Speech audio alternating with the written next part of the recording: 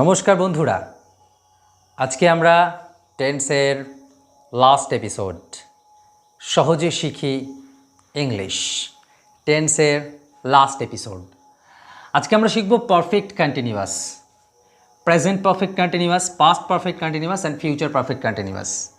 তার আগে আমাদের বুঝে নিতে হবে যে পারফেক্ট কন্টিনিউয়াস টেন্স আমরা কখন ব্যবহার করব। দেখো, সবার প্রথমে একটা জিনিস বলে দিই যে কন্টিনিউয়াস টেন্সের সাথে যদি টাইমের উল্লেখ থাকে, কন্টিনিউয়াস টেন্সের সাথে যদি টাইমের উল্লেখ থাকে তাহলে সেটা পারফেক্ট কন্টিনিউয়াস টেন্স হবে। দেখো, আমরা জানি পড়ছে, ছি, ছো, ছে, ছেন এগুলো থাকলে কন্টিনিউয়াস টেন্স হয়, কিন্তু তার সাথে টাইম জুড়ে গেছে 2 ঘন্টা ধরে, তাহলে পারফেক্ট কন্টিনিউয়াস টেন্স। ছি, ছো, ছে, ছেন এগুলো কোন কন্টিনিউয়াস? Present continuous. তাই অবশ্যই যখন কন্টিনিউয়াসের সাথে টাইম চলে এলো তখন এটা প্রেজেন্ট পারফেক্ট কন্টিনিউয়াস টেন্স হয়ে গেল। তেমনি পাস্ট কন্টিনিউয়াস, কাঁদ ছিল, ছিল, ছিলে, ছিলেন, ছিলিস, মনে করে দেখো তোমরা। অবশ্যই বাংলা রূপগুলোকে মাথায় রাখবে, কনসেপ্ট ক্লিয়ার করবে। তো কাঁদ ছিল, কাঁদা কাজটা চলছিল পাস্ট টেন্সে, কিন্তু কাল থেকে সময় জুড়ে গেল। তুই সারাদিন ধরে খেলতে থাকবি, এই যে তে থাকবি, তে থাকবো, তে থাকবেন, এটা ফিউচার কন্টিনিউয়াস, কিন্তু যখনই সারাদিন ধরে টাইম জুড়ে গেল তখনই সেটা ফিউচার পারফেক্ট কন্টিনিউয়াস টেন্স হয়ে গেল। ওকে, টাইম দু রকমের হবে, হয় ধরে থাকবে নাই থেকে থাকবে। কি বললাম? হয় ধরে থাকবে নাই থেকে থাকবে। এই যে ধরে আছে, এখানে এখানে থেকে আছে, এখানে ধরে আছে। সো এটা আমরা শিখব কিভাবে কি করব না করব। এটুকু তো আশা করি বুঝতে পারলাম যে কন্টিনিউয়াস টেন্সের সাথে টাইম থাকলে সেটা পারফেক্ট কন্টিনিউয়াস টেন্স হয়। প্রেজেন্ট কন্টিনিউয়াসের সাথে টাইম থাকলে প্রেজেন্ট পারফেক্ট কন্টিনিউয়াস, পাস্ট কন্টিনিউয়াসের সাথে টাইম থাকলে পাস্ট পারফেক্ট কন্টিনিউয়াস, ফিউচার কন্টিনিউয়াসের সাথে যদি টাইম থাকে তাহলে ফিউচার পারফেক্ট কন্টিনিউয়াস। এবার আমরা এর স্ট্রাকচারটা দেখব। দেখো, এখানে দুটো টেন্সের মিশ্রণ আছে, একটা হচ্ছে পারফেক্ট টেন্স আর একটা হচ্ছে কন্টিনিউয়াস টেন্স। এই দুটোকে আমরা কি করব না একটা গঠন তৈরি করব, অর্থাৎ পারফেক্ট কন্টিনিউয়াস টেন্সের গঠন করব। আমরা জানি পারফেক্ট টেন্সের গঠন কি। পারফেক্ট টেন্সের গঠন হচ্ছে সাবজেক্ট, তারপরে হ্যাভ ভার্ব বসবে, প্রেজেন্টে হ্যাভ হ্যাজ, পাস্টে হ্যাড, ফিউচারে শ্যাল হ্যাভ, উইল হ্যাভ, আমরা কিন্তু জানি। তারপরে ভি3, তারপরে আদার্স। সিমিলারলি কন্টিনিউয়াসের ক্ষেত্রে সাবজেক্ট, বি ভার্ব বসে। বি ভার্ব কোনগুলো? অ্যাম, ইজ, আর প্রেজেন্টে, পাস্টে ওয়াজ ওয়্যার, ফিউচারে শ্যাল বি, উইল বি, তারপরে ভার্বের সাথে আইএনজি যোগ হবে, তারপরে আদার্স। এটা হচ্ছে কন্টিনিউয়াসের গঠন, এটা হচ্ছে পারফেক্টের গঠন। ওকে, আশা করি বুঝতে পেরেছো। এইবার আমরা এই দুটোকে একটা গঠন তৈরি করব, মানে পারফেক্ট কন্টিনিউয়াসের টেন্সের গঠন তৈরি করব। কি করব? প্রথমে কি করব, এর এই পোর্শনটা নেব, ওকে, আর এর এই পোর্শনটা নেব। এইবার দুজনকে, এই দুটো গঠনকে এক জায়গায় করার জন্য একটা অনুঘটকের দরকার হয়। যেমন বিয়ে দেওয়ার সময় পাত্রের এবং পাত্রীর হাত দুটো জোড়া এক জায়গায় করার জন্য ব্রাহ্মণকে দরকার হয়, ঠিক এখানেও তাই। তাহলে প্রথমটুকু আগে আমরা লিখে নিই। প্রথমেই সাবজেক্ট বসবে, তারপরে হ্যাভ ভার্ব। হ্যাভ ভার্ব প্রেজেন্টে হ্যাভ হ্যাজ, পাস্টে হ্যাড, ফিউচারে shall have, will have. So have verb. Okay, আমরা বলেছি এর এই অংশটুকু নেব, কিন্তু একটা ব্রাহ্মণকে দরকার হয় দুটো হাত এক জায়গায় করার জন্য। সো অবশ্যই আমরা সেই ব্রাহ্মণ বা বিনকে নিলাম, যে এদের দুজনকে এক জায়গায় করে দেবে। পরের অংশটুকু এই যে ভার্ব, আইএনজি, আদার্স। আমরা স্ট্রাকচার কমপ্লিট করে ফেলেছি। Perfect continuous. এবার প্রেজেন্ট পারফেক্ট কন্টিনিউয়াস যদি হয় আমরা হ্যাভ ভার্বের জায়গায় হ্যাভ হ্যাজ লিখব, পাস্ট পারফেক্ট কন্টিনিউয়াস হলে হ্যাড লিখব, ফিউচার পারফেক্ট কন্টিনিউয়াস হলে শ্যাল হ্যাভ, উইল হ্যাভ লিখব। দ্যাটস অল, আর কিছুই না।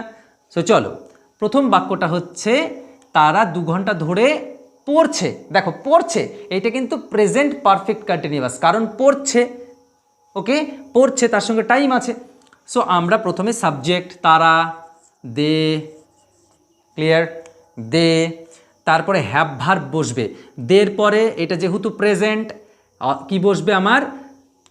হ্যাভ অথবা হ্যাজ। আমি এখানে লিখেই দিচ্ছি, হ্যাভ অথবা হ্যাজ বসবে প্রেজেন্টের ক্ষেত্রে। তাহলে দে হ্যাভ, দে হ্যাভ হয়ে গেল হ্যাভ ভার্ব। বিন, বিনটা কমন, দে হ্যাভ বিন। তারপরে কি বসবে? ভার্বের সাথে আইএনজি, ভার্ব হচ্ছে পড়া, রিড, তার সাথে ING, they have been reading. আচ্ছা, এবার বলেছে 2 ঘন্টা ধরে। আমি বলেছি দুটো টাইম থাকবে, হয় ধরে আর নয় থেকে। যদি ধরে থাকে তাহলে ফর হবে। কি বললাম? যদি ধরে থাকে তাহলে ফর হবে। ধরে থাকলে ফর, অর্থাৎ আমরা এখানে লিখে নিতে পারি অ্যারো চিহ্ন দিয়ে, ধরে থাকলে ফর। সো রিডিং ফর 2 ঘন্টা ধরে, তাহলে 2 আওয়ার্স, 2 HOURS, 2 আওয়ার্স। তাহলে they have been reading for 2 hours. এটা হয়ে গেল তারা 2 ঘন্টা ধরে পড়ছে, প্রেজেন্ট পারফেক্ট কন্টিনিউয়াস টেন্স। এইবার আমরা পরেরটাই যাব। সে কাল থেকে কাঁদছিল, সে কাল থেকে কাঁদছিল, কাঁদছিল। তাহলে আমরা জানি কাঁদছিল পাস্ট কন্টিনিউয়াস, তার সঙ্গে টাইম জুড়ে গেছে, কাল থেকে, তাহলে পারফেক্ট কন্টিনিউয়াস, তাহলে পাস্ট পারফেক্ট কন্টিনিউয়াস, সাবজেক্ট আমি সি দিলাম, কাঁদছিল তো, ডোন্ট মাইন্ড, আমি নারী বিদ্বেষী নই। তো শি হ্যাড হবে, এখানে হ্যাভ ভার্বে পাস্টে কি হবে? হ্যাড হবে। শি হ্যাড হয়ে গেল সাবজেক্ট, হ্যাভ ভার্ব। এইবার বিন, শি হ্যাড বিন। এবার কাঁদছিল, কাঁদা ইংরেজি কি? ক্রাই, CRYING, ক্রাইং, ভার্বের সঙ্গে আইএনজি আছে, ক্রাইং। কাল থেকে, এবার থেকে আছে, থেকে থাকলে সিন্স হবে, SINCE, সিন্স। তাহলে থেকে থাকলে সিন্স হয়। বন্ধুরা, এটা কিন্তু অনেক কম্পিটিটিভ পরীক্ষায় প্রশ্ন থাকে শূন্যস্থান পূরণ করার জন্য, সিন্স হবে না ফর হবে। মাথায় রাখবে, যদি থেকে থাকে তাহলে সেটা অবশ্যই সিন্স হয়। ক্রাইং সিন্স, সিন্স কাল থেকে, ইয়েস্টারডে। এটা আরও একটু গভীরে গিয়ে আমি তোমাদেরকে বুঝিয়ে দিচ্ছি। দেখো, থেকে, থেকে মানে হচ্ছে কোনো একটা পয়েন্ট উল্লেখ থাকে, যেমন রবিবার থেকে, বা 9টার থেকে সে পড়ছে, বা 1947 সাল থেকে ভারতবর্ষ স্বাধীন। থেকে একটা পয়েন্ট, একটা টাইমকে উল্লেখ করে দিচ্ছে, তখন থেকে। আর থেকে মানেই জানি আমরা সিন্স। আর ধরে মানে একটা পিরিয়ডকে বোঝায়, একটা দীর্ঘ সময়কে, যেমন 1 সপ্তাহ ধরে সে জ্বরে ভুগছে, 1 সপ্তাহ ধরে, তাহলে টাইম বোঝাচ্ছে। এবার 9টায় পড়তে বসলে, ধরো এখন 10টা বাজে, তাহলে 1 ঘন্টা ধরে পড়ছে, অর্থাৎ টাইমটা কতটুকু টাইম? 1947 সাল থেকে ভারতবর্ষ স্বাধীন, বা বললাম 75 বছর ধরে ভারতবর্ষ স্বাধীন। এরকম যখন আমরা পিরিয়ড অফ টাইম বলি তখন ধরে বলি, তখন ফর ইউজ হয়। পয়েন্ট অফ টাইম, টাইম যদি উল্লেখ করে দেওয়া থাকে তখন তাকে সিন্স ব্যবহার করা হয়। ওকে, চলো নেক্সট। তুই সারাদিন ধরে খেলতে থাকবি, তুই সারাদিন ধরে খেলতে থাকবি, সাবজেক্ট ইউ। আমরা জানি হ্যাভ ভার্ব ফিউচারে কি হবে? Will have, you will have. Okay, then been, এটা সবার জন্য কমন, কারণ এই ব্রাহ্মণ মশাই। বিন ভার্ব খেলা, খেলা ইংরেজি কি? প্লে, তার সাথে কি যোগ হবে? ING, playing. Okay, they have been playing. এবার সারাদিন ধরে, ধরে থাকলেই তো ফর, ফর হোল ডে, সারাদিন ধরে।